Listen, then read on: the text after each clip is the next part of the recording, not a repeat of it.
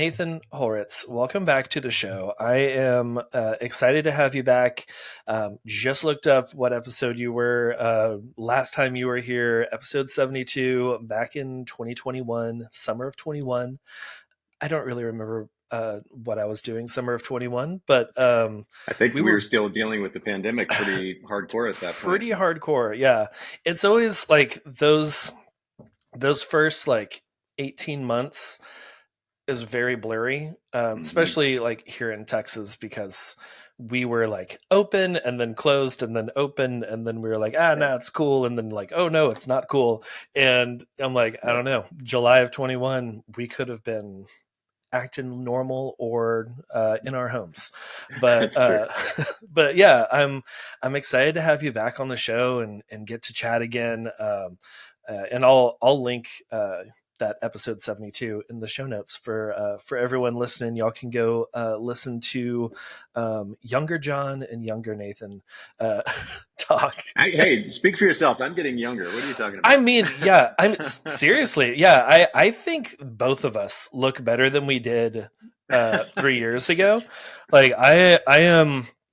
I said this earlier that you're like a big inspiration for getting into podcasting, and I loved Boca Podcast and just like your candidness with your. I was going to say clients. That's not right. Your guests, and I was Yes, like, yeah. it wanted me to start a podcast, so it was like a big deal having you on the show back then when I was Mm. maybe like a year and a half into podcasting. And but yeah, also big inspiration with your fitness journey and everything.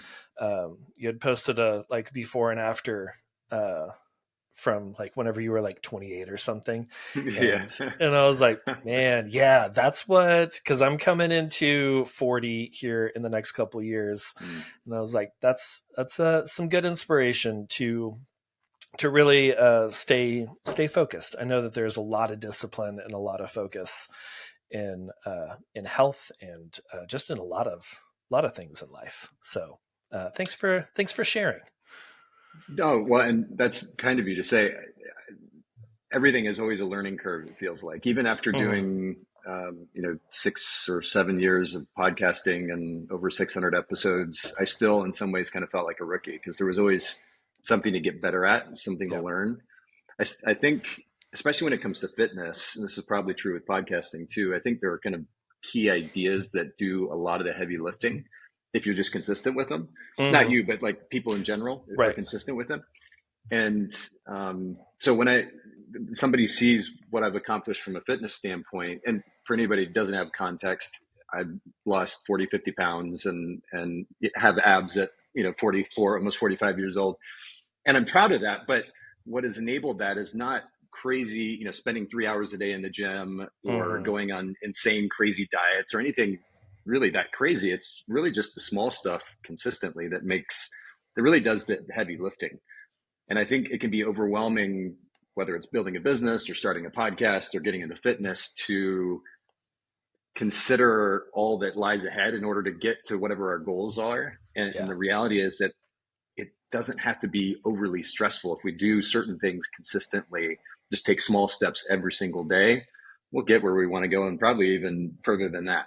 Oh yeah. So I would throw that out there for the sake of encouragement for everybody. Whatever it is that you're doing, small steps consistently, it really makes a big difference. Oh yeah. I love that mindset because it does, like, I get overwhelmed with looking at the finish line of what I Mm. want and just Hmm. being like, "Ooh, I want to get there," whether it's, any aspect of life. Whether, it's like waking up earlier. It's like I want to wake up earlier, start my day earlier than sleeping until the last minute Yeah, before I need to get up and like make lunches for the kids and all of that.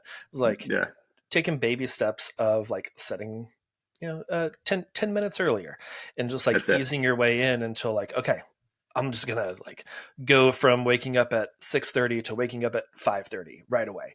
And yeah, it's easy to look at the goal, the finish line, and get overwhelmed and just like, there's no Hmm. way that I can even do that, so I'm not even gonna try.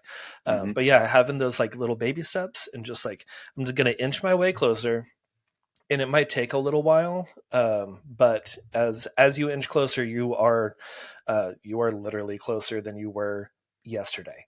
And if you can get Hmm. closer and closer every day, then you can look back and just be like, wow, I have come so far in the last 2-3 years, Yeah, uh, than just waiting for that one giant step.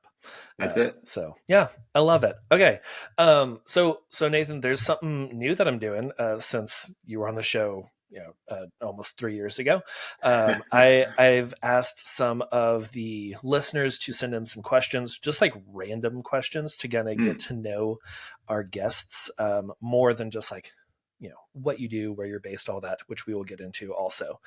But I have a question from Ariel. She asks, um, what is your favorite local restaurant and why is it your favorite? ooh. Yeah. So I just moved recently, and there's a place near my where I'm living that is a Thai restaurant, Mm. and I've been going there probably way too much. I love curry. I love rice. I grew up in Japan, so I've eaten a lot of rice over my life. Oh, yeah. Curry, rice, and then they have this just beautiful lemongrass coconut soup that Oh, it's just to die for. I can't get enough of. So I'll go have that. I may throw in some chicken skewers, but I'll go have that. And it's weird because it's kind of a comfort meal. It tastes good, it feels good, but it's also quite a bit or quite healthy as well. So kind of a win-win all the way around, and probably makes it even more tempting as a result. But that's one of my favorite as of late. oh, that sounds delicious. I love. I used to not like lemongrass, and I didn't like super citrusy things. But Mm, there is something about lemongrass, just like as a seasoning, or like we have some like orange lemongrass tea that is yeah, just it's got like the spicy like anise and stuff in it too. So it's just got mm. got that little bit of tingle in the back of your throat whenever you drink it, and Yeah, it is our evening tea. Is just great to just sit down and have that. And I love just like sniffing the tea container while it's steeping and just like yeah, breathing in all the lemongrass. So that yeah. lemongrass coconut soup sounds amazing. Um, Incredible. but okay, well, cool. I love it. Thanks for the question, Ariel. So Nathan, tell us a little bit about you, where you're based, and what you do. I live in Chattanooga, Tennessee, which is a couple hours outside of Nashville, a couple hours outside of Atlanta. And I started in wedding photography back in 2001 and shot weddings and portraits for about 10 years. During that time, I started a company called Photographers Edit, it's a post production house. And over the last 16 years, we've processed millions and millions and millions of images for photographers around the world. 2016, I started the podcast we were talking about earlier, the Voca podcast, and for about 7 years, recorded about 640 episodes. Not only helping photographers build more successful businesses, but doing so in a way that's sustainable so that they don't get burnt out in the process. Mhm. And then earlier this year, I started a company called Chizu, Cheezoo. And I think we're going to talk a little bit more about that later, but it's a mobile platform that is focused on making professional photography accessible for the masses. So that's kind of what I've been doing professionally anyway for the last 22, 23 years. I have two kids. Both of them are out of the house at this point. They're in college. One's studying jazz saxophone at UTK, University of Tennessee in Knoxville, and my Nice. daughter's studying nursing at University of Tennessee at Chattanooga. Very And cool. so that's been a bit of a shift too in the last little while, getting used to this idea of just kind of being on my own again and reconsidering a lot about life in general. It's a real turning point. You know, that the whole midlife crisis concept, it's very real for me at the moment. But good too. I mean, it's certainly an opportunity for growth. So yeah, that's the summary of where I'm at the moment. Nice. Nice. Yeah, it's so interesting like the different stages of life because you don't really think about it too much. I mean, like there's like the big, get married or have like a kid or like start this big career or something like that, but yeah, like I have been thinking our oldest is 9 right now. We're still a long ways away from him leaving the house and going off on Yeah. his own, but also not very long away because we're Mm. like we're halfway through, most likely, if he moves out at 18, we're halfway through all of that. And yeah, it's just like those big life changing moments allow you to really just kind of sit there and reconsider things and like, where do I want to go? What do I want to change? Are there like aspects of life that I want to shape up? We are our youngest is 3.5, so we're like, we don't have, every time that we have 3 kids, so every time twice, once our kids got to about 3 years old, we had a newborn come in, like Mm. it was just like that spacing. And this is the first time that we have a toddler, who is the youngest, and we don't have a newborn. So we're not in that like zombie newborn Yeah. stage. And like this is very different for us. And we're thinking about like, oh, we can do different things. And like all the kids are out in daycare and school right now. So I can uh be free to record more podcasts and Yeah. have meetings and like dive into more work and working on my business and stuff like that. So yeah, it's Yeah. always great to just like kind of reconsider your life and what's going on, even before those big moments. But For sure. And I would say, I think I'm kind of old for the photography industry. I'm almost 45. And I would say to everyone, don't, it sounds so cliche. And then you experience it and you realize how real it is. Don't mm, take for granted where you're at right now. Like whatever stage you're in your business, in your personal life, in your relationships, because man, you look back and you realize not only what you had, but mm, then maybe what you could have had a little bit more of, or you could have done a little bit better with. And certainly don't want to live in a space of regret, but right.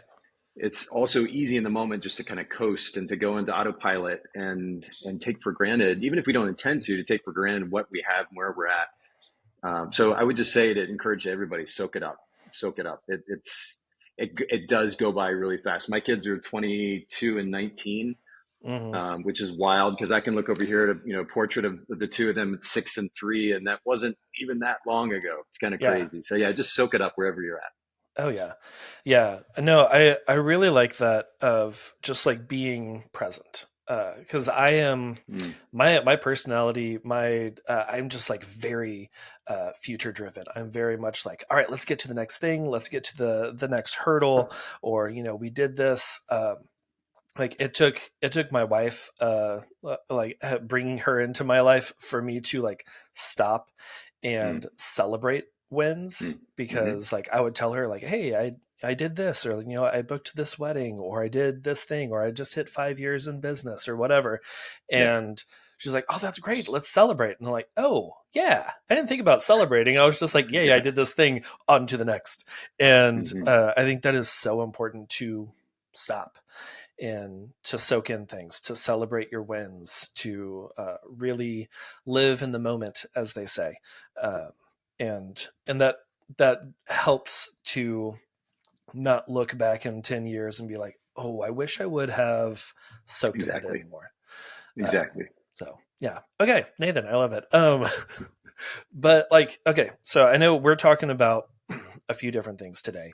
Um, I'm a little curious about like how Chizu came about and all that. Did you see like a gap in the market, or like how did you bring out Chizu? Yeah, and just to give a tiny bit more context, and for anybody who's curious, you Mm, can go to cheezoo.com, cheezoo.com. Uh, the name is actually based on a Japanese word, well, a Japanese word of sorts.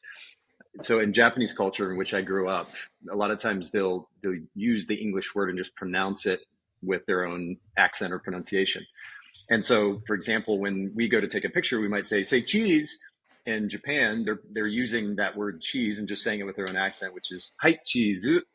And so it's a play on that word that ultimately means to smile. So that's what the word means. But uh, Chizu is basically, you can imagine the business model for Uber or Lyft. If you have the Uber or Lyft apps, you can be a driver or you can find a driver.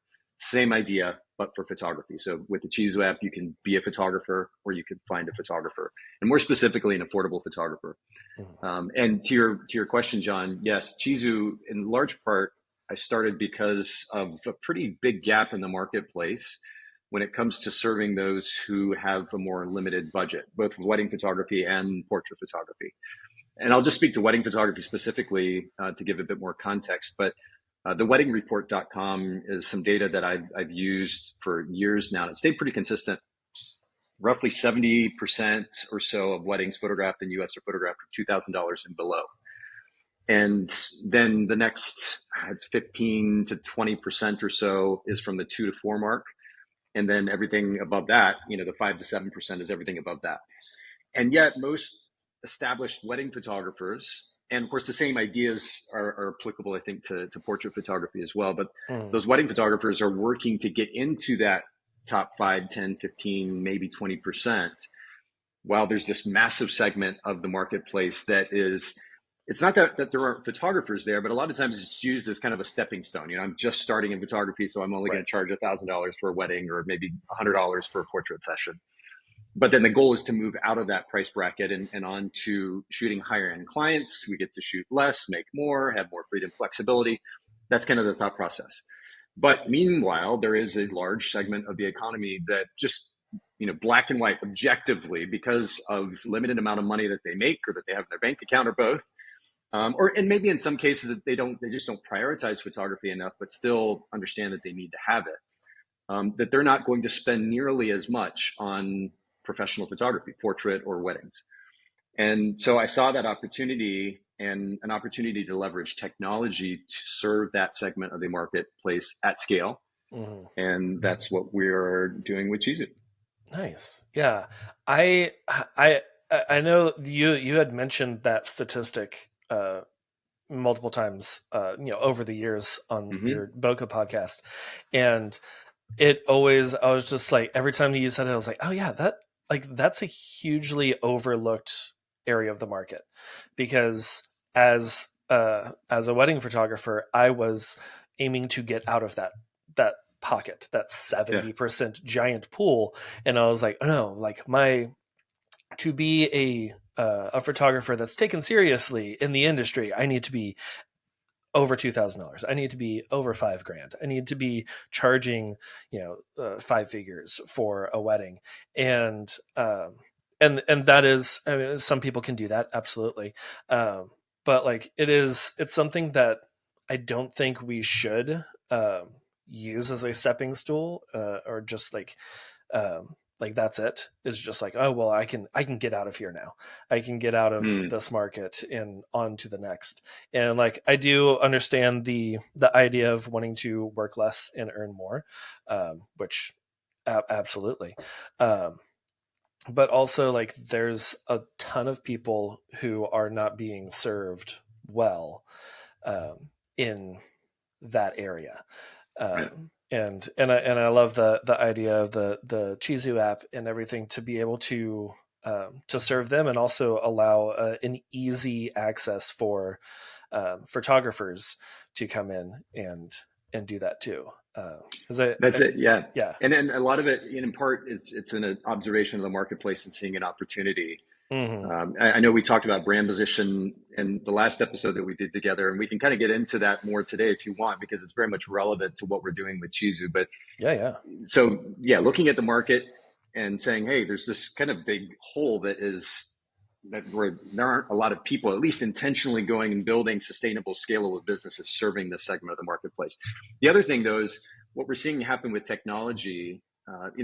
Really kind of the big shift, I guess, happened back around 2005 when the industry started to shift from film to digital. Yeah. And interestingly enough, even at that time, and having gone through that myself, there was this criticism of the digital technology and kind of minimizing of it and comparing it to film, and it's not as good and it's cheating because now you get to look at the back of the camera and there's this automation kind of built in. But despite those criticisms, obviously the technology prevailed, and it's what enables us to run our businesses largely today. What's happening now, and it has continued to happen actually over the last number of years, is you see that technology, that digital photography, photographic technology, continuing to get smaller and smaller. So you'll notice, like, with the camera bodies are getting smaller, and then simultaneously you have companies like Zeiss and Leica who are applying their hardware to mobile phones that are being created by various companies, different companies. So you see this, what's almost like a merging, or the beginnings anyway, of the merging of these technologies coming together. Yeah. And so while there's certainly opportunity in the market to serve this massive segment of the marketplace that is underserved in a sustainable, scalable way, I'm also seeing where the industry is going, what's happening with technology. And so we've created a platform that, with that vision in mind, is I guess ahead of that curve, going in that direction, understanding that at the end of the day, whether it's 5 years from now or 10 years from now, the idea that we're photographing as, at that point, what would be considered normal professional photographers with something like this, Yeah. with our phone, that's not going to be such a stretch. Right now, it's interesting, as we're running ads for Chizu, we have various people commenting on the ads, or posts about the brand and the company, and the amount of negativity and criticism it's not surprising. I expected it to come, Yeah. but it's just very interesting because it's in so many ways short-sighted. It ignores what we just went through in that shift from film to digital not very long ago. It also ignores the reality of what's happening with technology right now, Mm-hmm. and we're just playing to that. Meanwhile, there are others who are kind of sitting back and criticizing the Yeah. approach. Yeah. And I think that's, I mean, you look at the people who criticized digital and just like, I will never do that. And a lot of Mm-hmm. them now have digital cameras. Yeah. I had a friend who just bought his first digital camera last year, and he Mm. was always just like, no, film is the way to go, which I love film. Oh I've yeah. got so many film cameras too, Yeah. and incorporated in my work too. And that's like part of this too, is you could incorporate the like a DSLR type camera and the greater cameras that are going into phones now too. Like it doesn't have to be one or the other. And I think that kind of like open mindedness of how things are changing is really going to set people apart from those who can adapt and move on and continue, and those who are going to get stuck in the old age of what we're Mm-hmm. currently doing. In 10 years from now, things are going to look so different than they do now. And it's interesting. Friend of the show, Jason Vinson, he I think it was a couple years ago, he photographed an entire wedding on an iPhone. Mm-hmm. And until then, I was in that camp of like, someone would ask like, are you afraid that these new phones are coming out with the better cameras taking your job away? And I was like, I'm not afraid, and I'm still not afraid, but I had always thought of just like, well, they're completely different. You can't take great photos with your phone. And then he shot an entire wedding on an iPhone. And I was like, oh, these were taken with the same thing that's in my hand, just like, Yeah. playing on Instagram.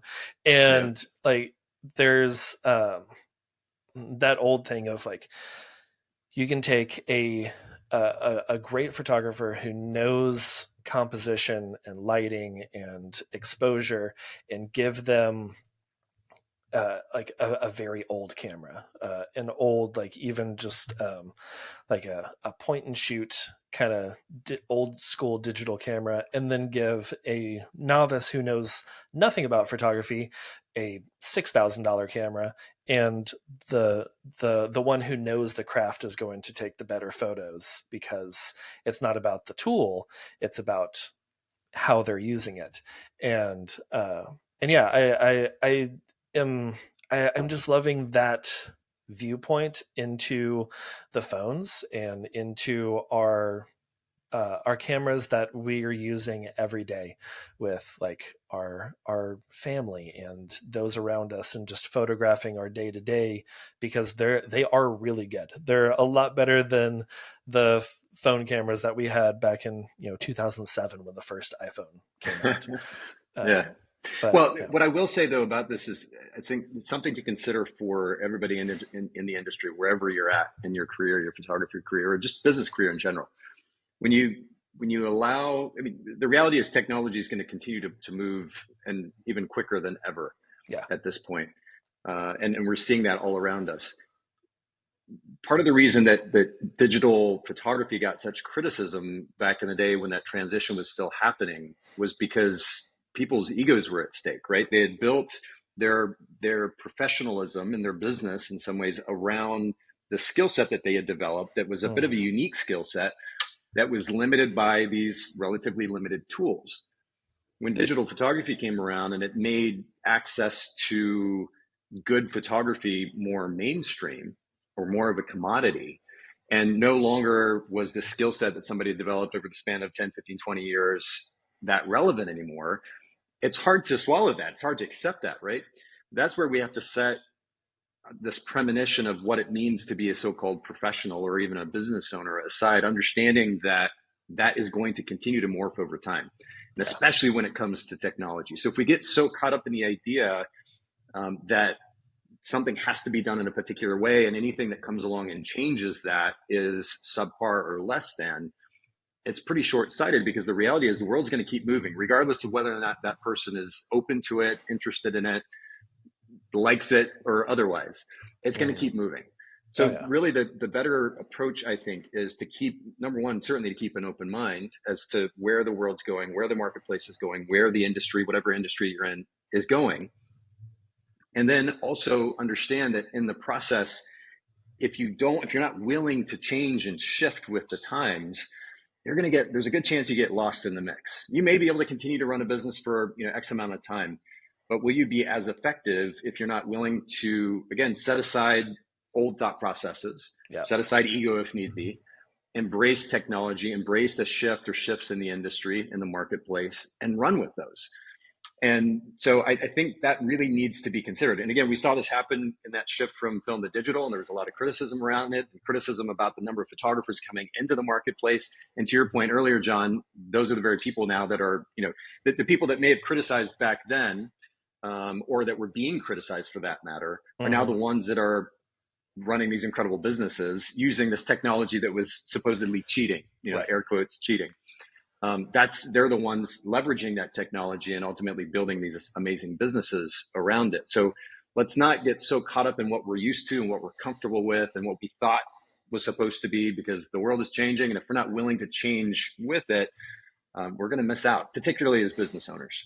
Oh yeah. Yeah, and like the world is changing so quickly now too, because like I forget like when certain things happen, but like even with just technology of like computers and how you look at 1993, or I guess 94 now is 30 years ago.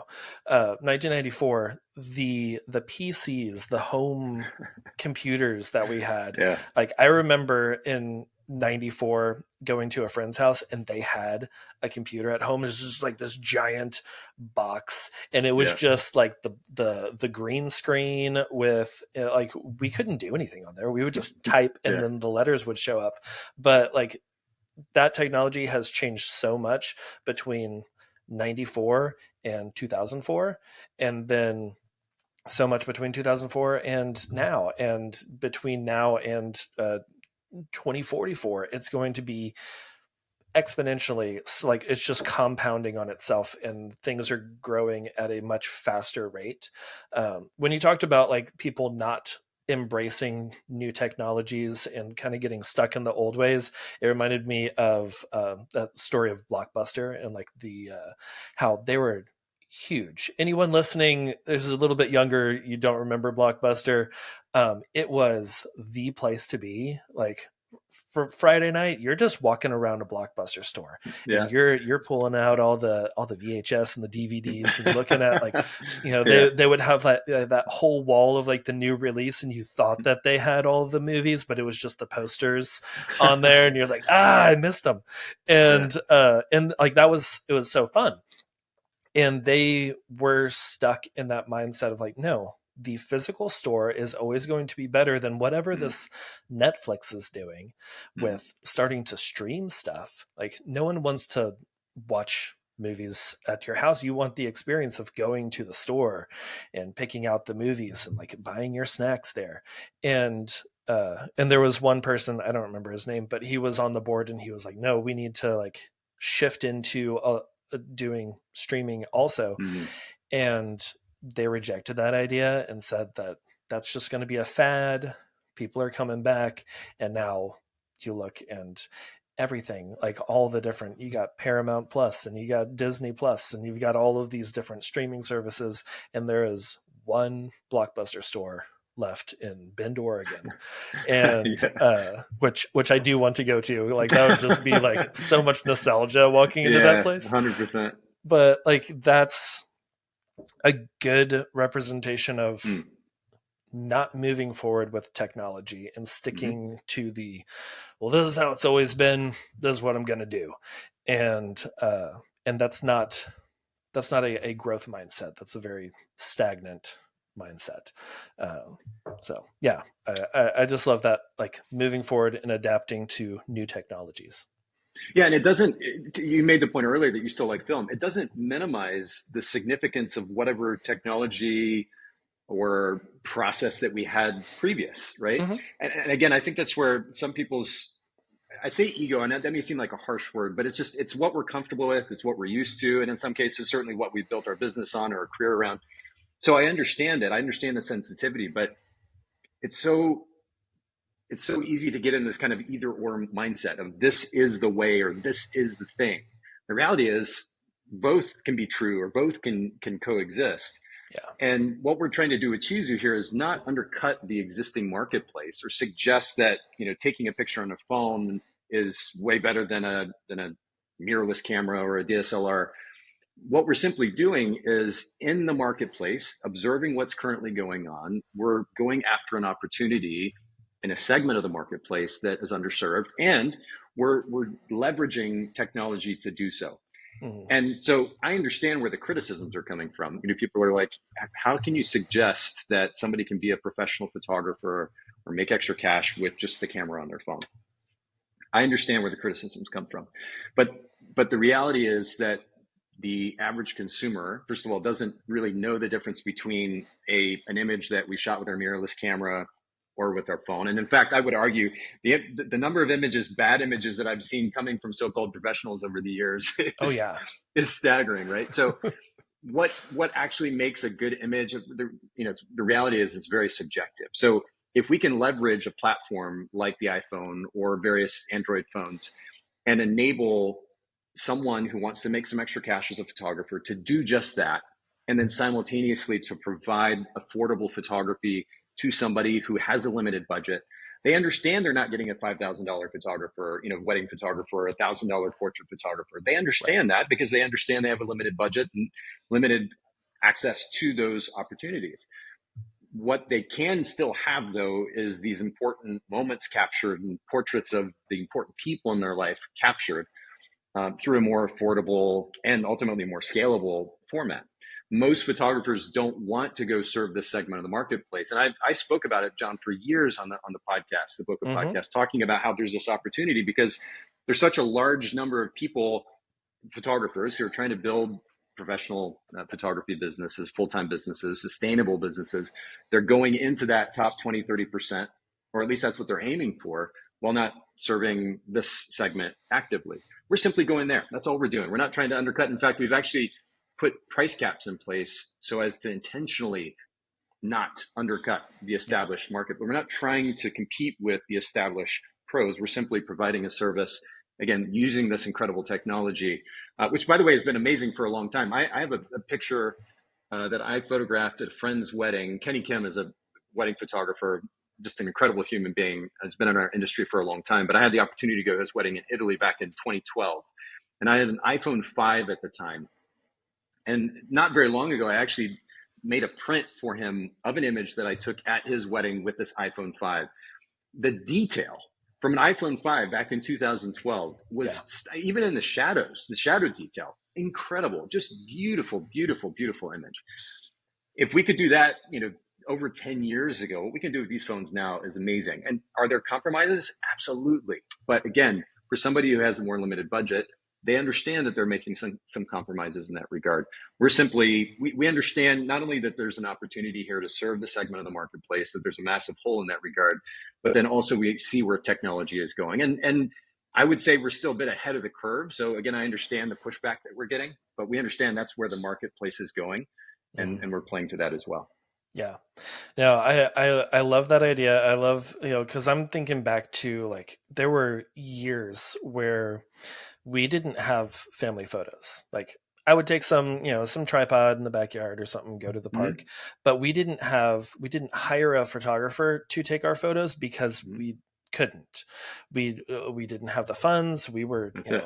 paying off student loans. We were like, trying to build a family and all of that, and like we just didn't have, it wasn't that we didn't value the photography and that we didn't value that, but we couldn't go to a photographer who was charging $500-600 for a portrait session and say, hey, would you do this for 150? Is that okay?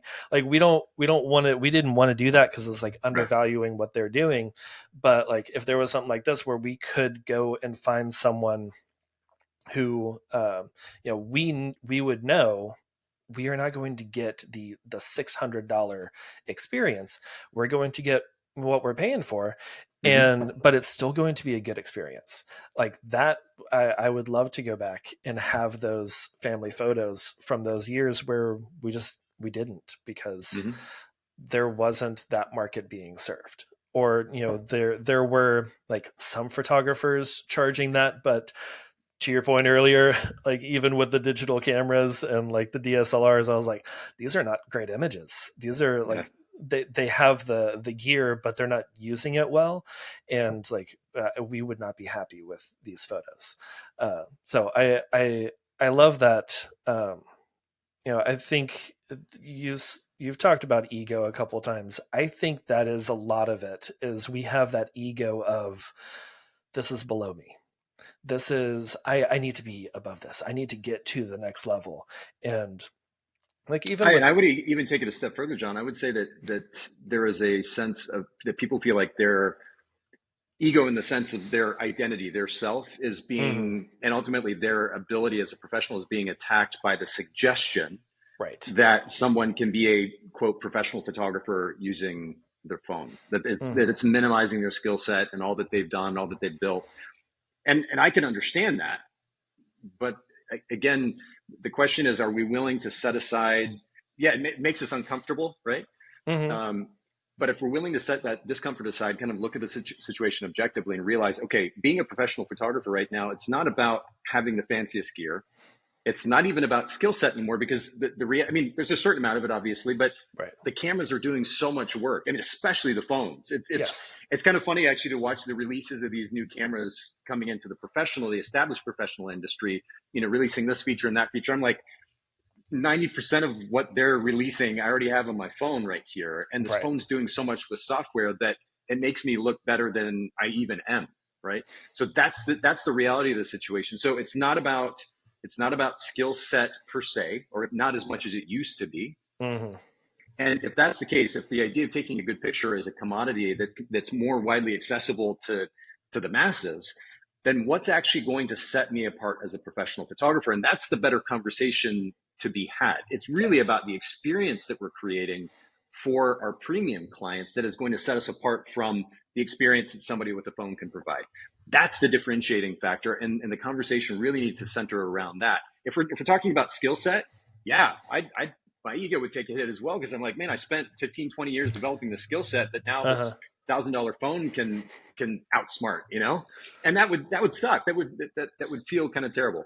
But if we're willing to realize and acknowledge the fact that now being a professional photographer is so much more about the experience, the overall experience that we're providing, and we focus on that, I'll tell you, John, as a marketer, like if I, as an established professional photographer photographing premium clients, saw Chizu, it would be so easy for me to position myself against or market against, if I wanted to compete with Chizu or call Chizu out. It would be mhm, so easy for me to do that, because I know what value I have to offer to a premium client or a premium marketplace in comparison and contrast to Chizu. So I wouldn't be threatened by that. It does represent a shift in technology, which is a little bit disconcerting. yeah, But the reality is that if I'm able to provide an amazing experience for my clients, it'll far surpass. I mean, just far, far surpass what any Chizu photographer can provide. And at that point, I don't have to be so concerned about the hit on my ego, or ultimately what this is doing to my photography business in the right, immediate future. yeah. And even from like the client facing part of this, like 10 years ago, I used to get questions all the time about like, what kind of gear do you use? Mm, Can your camera take photos in low light? Like, we're going to have a candlelight ceremony or something. And mm, like, they would have those questions, worried about like, is the gear good enough? And now it's all about the experience. It's all about like, what do we have? What is this going to look like working with you? And they just assume you've got a good camera, you're going to be able to take good photos. So it's not like they're worried about that. They're looking for an experience. uh and like there's I don't know, it's it's very, things have changed so much, um in, because they also have this $1,000 little camera phone mm. in their pocket that they're able to take some great photos. Like I love how easy it is to get a well exposed photo of my kid with the colors in the sky. Like it's able to get like those HDR type photos That's on it. my Yeah. phone, when on my camera I'm like, okay, well, I've got to like, I'm gonna have to use this light because I know that if I'm at this aperture, I'm not going to be able, Yeah. the sky's just going to be white. And Yeah. like with a phone, it's just, it brings it out. Automatic. And yeah, so no, I love it. I love the idea of Chizu. I'm very excited Awesome. for you, and hoping this, like, I know it's going to be amazing moving forward. So I appreciate that. just cheering on over here. Yeah, well, we're super early stages at this point. We're really only, Mm, 3 months or so into kind of marketing the platform, and we're very early stages. But again, what we're trying to do is create an opportunity for those who do want to make extra cash as photographers on the side. This isn't mhm, something we're promoting as a full-time business opportunity at the moment. right. But what we've done is we've created a platform that markets the photographer, where potential clients can come find that photographer in their marketplace in the city that they live in. They can look at the photographer's portfolio, reviews of the photographer, of course, as the platform grows. And then the photographer is able to book that client. Payments are processed through that. They can upload the images into a gallery. The gallery is delivered to the client. Prints can be ordered. Editing can be ordered by the photographer. All of this is happening in this app. So we haven't just mindlessly said, "Hey, go be a photographer with your phone." Right. There's a lot that is going behind this. In addition to that, we're also have created a variety of educational content. We'll continue to, around how to take a better picture with your phone. And to something that I said very early on the podcast episode today, a lot of times it's the kind of the 20% that's doing 80% of the heavy lifting, right? So Hmm. if the reality is that we can teach a lot of people how to be a decent photographer with their phone with a few key principles. And so that's what we're doing with our content you'll see on social media and on our website as well. Is here's some basic ideas, here's how to implement those ideas, and you can of course then go practice those ideas and then go make some extra cash with that camera on your phone. And so that's our intention with that. I'll maybe kind of finish with this idea though, John, and hopefully, because I know talking about Chizu, that especially for your professional photographer listeners, they're like, okay, well, this doesn't necessarily relate to me. But I think the big takeaway here that I would encourage everybody listening in, whatever type of business you run or want to run, the big takeaway here is to see, to look in the marketplace for opportunities that are not being capitalized on. And that's, I guess, a relatively simplistic way to think about it. But to use a really tangible example, John, this is one that continues to fascinate me in different ways. I guess maybe the most easy example I can share is if you ever go to like a large intersection and you come up on a red light and there's not Hmm. just one but two left-hand turn lanes. And what you'll Right. see happen a lot of time is that most people will file into the one lane, and then that second lane kind of gets left wide open. Hmm. And it's a beautiful and I guess some ways kind of a sad representation of human behavior. And certainly we've seen it in the photography industry as well. But we as humans tend to follow suit. We tend to follow what everybody else is doing. And it tends to work out pretty well, right? Somebody paves the way and another person follows, and then you get this momentum and there's opportunity created. So I get it. I also understand people like to minimize that sense of discomfort and instability and go where a trail has already been blazed. But Hmm. if we just take that example of being at the light, we can follow everybody else into that same line, and there's a good chance that we may not make it through the light as a result because we're all just piled into the same place.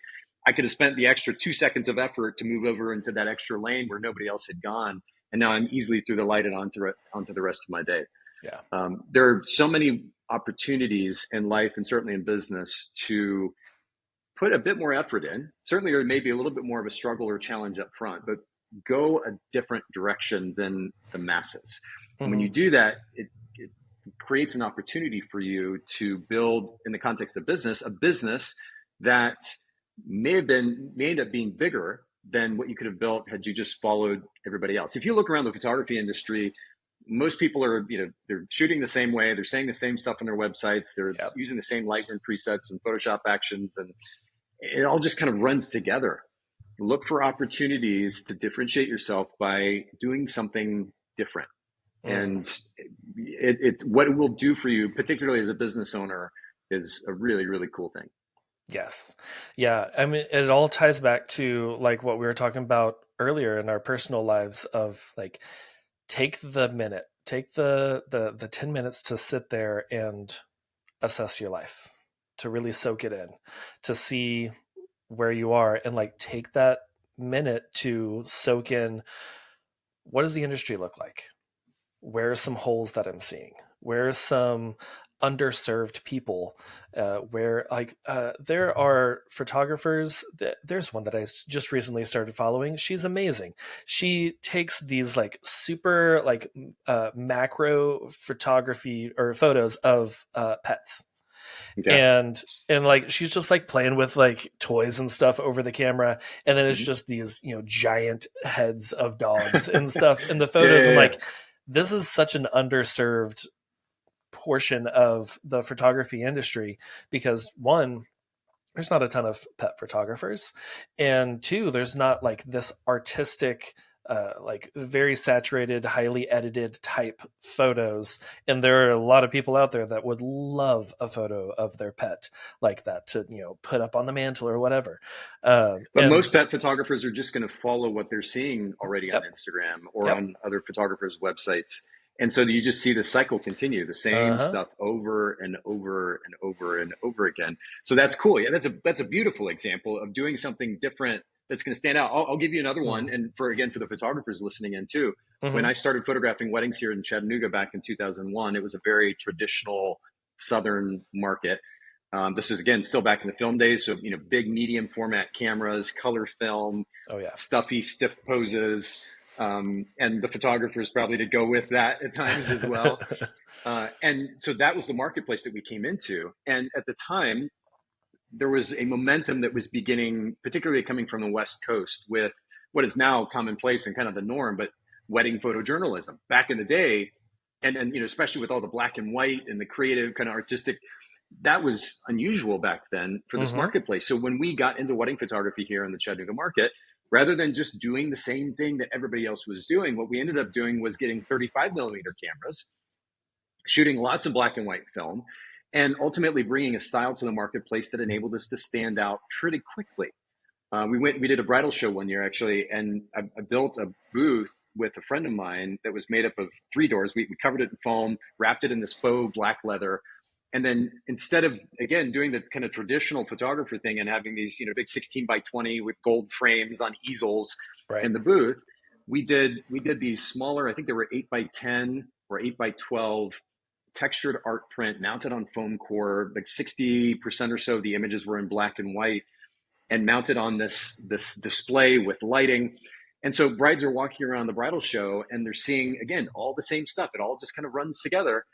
And then they come by our booth and there is an immediate distinction. Yeah. It looks nothing like anybody else. And so these are just a couple of small examples, but the encouragement again is to those listening in, stop kind of going into autopilot mode. I know at times we almost have to just for the sake of some level of stability and consistency.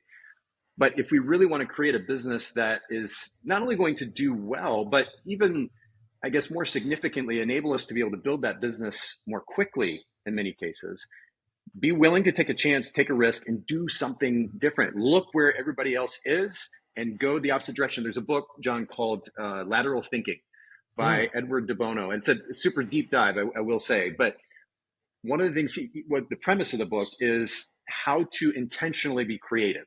And most artists would probably say, well, my art is just an inspiration. It comes in the moment. I can't Right. control it. I can't do it. But he argues this, the premise of this book is you can actually intentionally be creative. And one of the simplest ways that he suggests that you can be creative is just to simply look at it upside down or to turn it around backwards. We're all used to looking at it from the same, at whatever it is, personal life, business life, looking at things from the same angle. And if we're willing to take a step back, turn around and look at it from a different angle, upside down, backwards, there might be an opportunity that we see to do something different that will enable us to stand out and as a result be able to market our business more effectively. Yeah. Oh, I love it. Yeah, it's we get in the same rut that everyone else has made, and we just kind of like fall in line and just do the same thing. That's it. Yep. And yeah, like stepping out, looking at things differently, turning it upside down, looking at something that like really hit hard with me, that I have continued to go back to is Erica and Lanny Mann with Two Man Studios. They talk about like they view every photo shoot like a child, like with the Mm-hmm. curiosity of a child, like Curiosity. where Yeah. can we do something different, how can we do Yeah. something that we've never done before in a photo shoot. I see this tree over here, what can we do, can we shoot through these leaves, and Yeah. like something like that, like Yeah. and 90% of it may not be great, but like that curiosity That's it. and that like different viewpoint is going to open you up to things that you never would have known if you just kept going straight ahead Yeah. like That's it. everyone else. Don't be a sheep. Yes. At Yeah. least that's how I think about it. Like, don't just be a follower. Hmm. Everybody is. Everybody, generally speaking, most people are followers, and certainly I've been guilty of it. It's easy to, it's comfortable to. You can see the road ahead, and you can follow a workshop and a course and do the thing, and Hmm. get it done. And I get how that works and why it can work, and even be beneficial in the context of also being creative and kind of stepping outside the box. But don't make that your kind of go to, your standard. Look for opportunities. I love the way that you frame that, John, which is curiosity. Yeah. In fact, it's literally, it's part of my value set is continue, even at 45 and certainly beyond, to continue to be curious. That enables us to learn and to grow, and we'll Hmm. see opportunities that others aren't. If you're gonna be the sheep, if you're just gonna follow everybody, then it's going to be easy to get stuck in a rut and then ultimately potentially lose, because now you're just following that momentum that's going this particular direction while the market is shifting. Yeah. And we get into that defensive mode that we were talking about earlier. So yeah, don't be a sheep. Be curious, try new things, be creative, be willing to take a risk here and there. And the opportunity on the other side of that is so amazing. Yeah.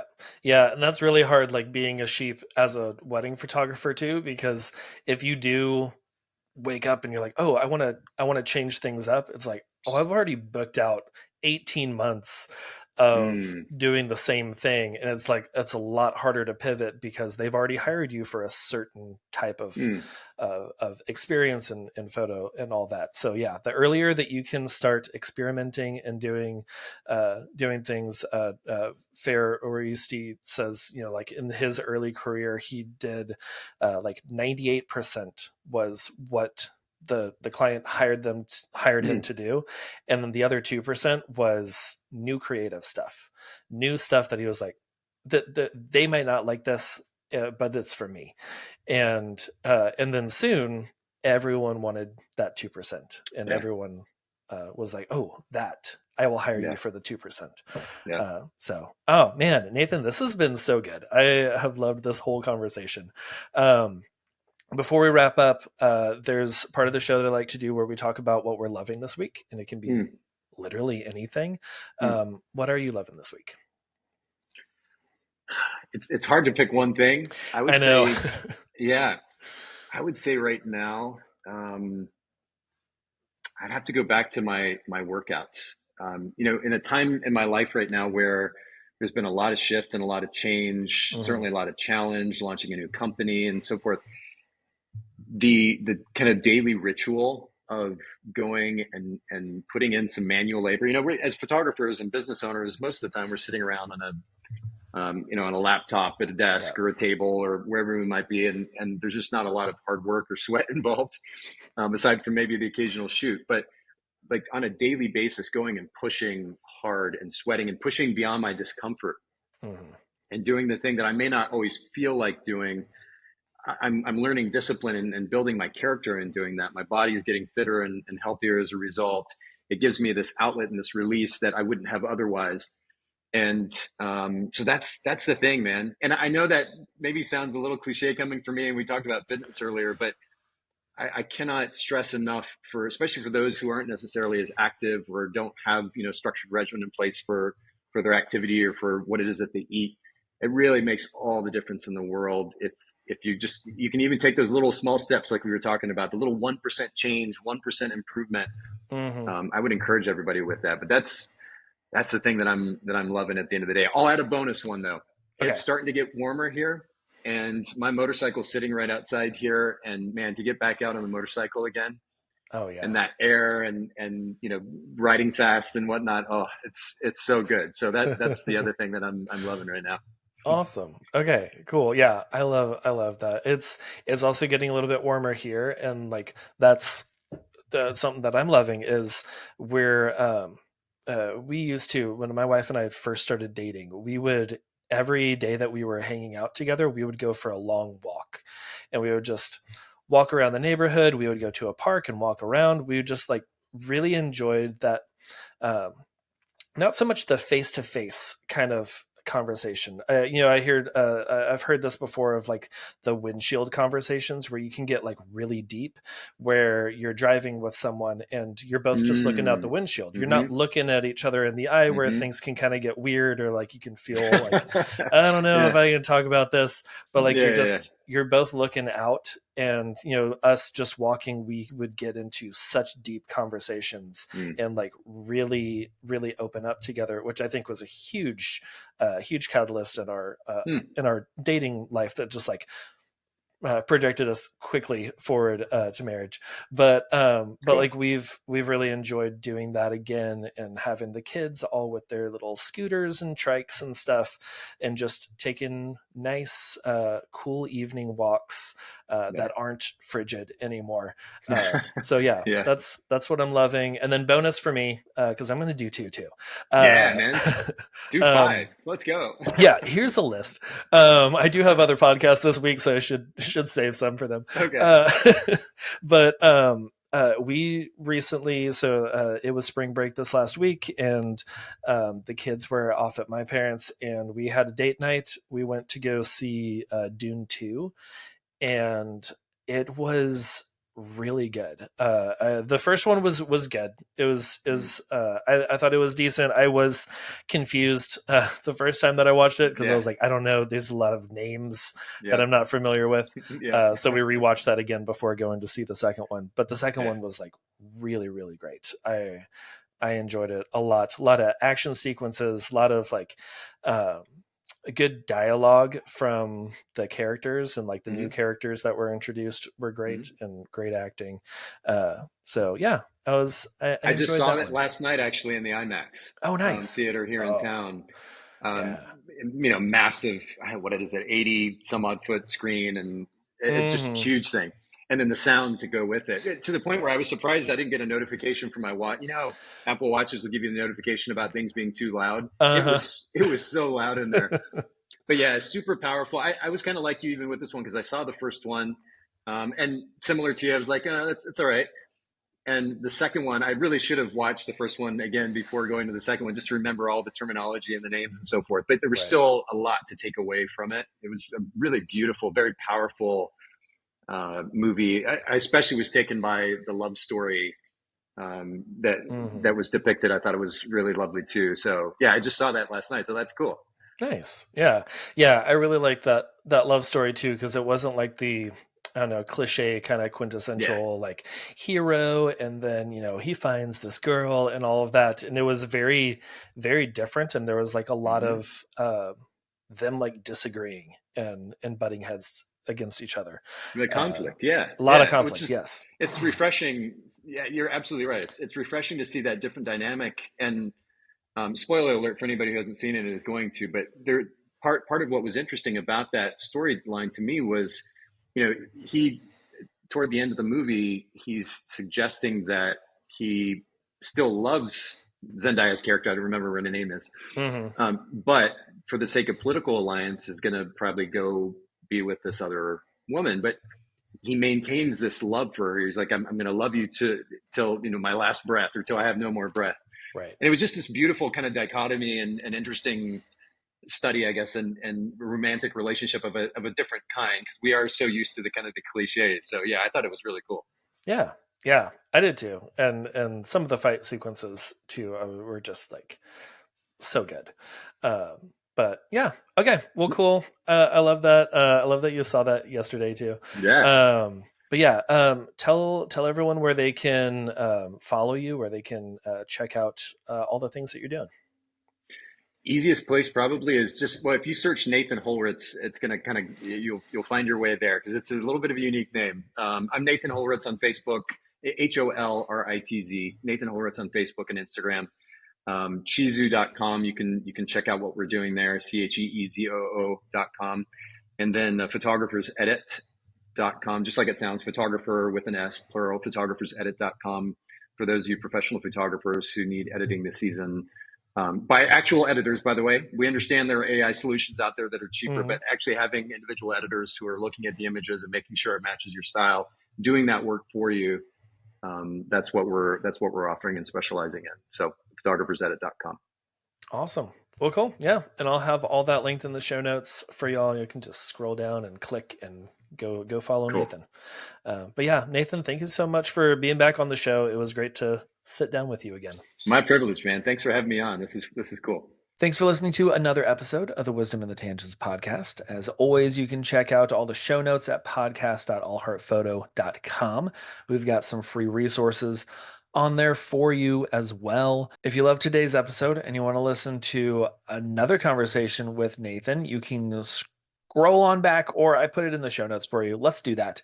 Just click on the show notes to go listen to episode 72 with Nathan, where we talked about brand position and really how to differentiate yourself from the market around you. Don't miss out on next week. I have Emily Wish on the show, and we are talking about how to be an amazing second photographer. Really great stuff. So excited for that. I will see you next week. Bye, y'all. And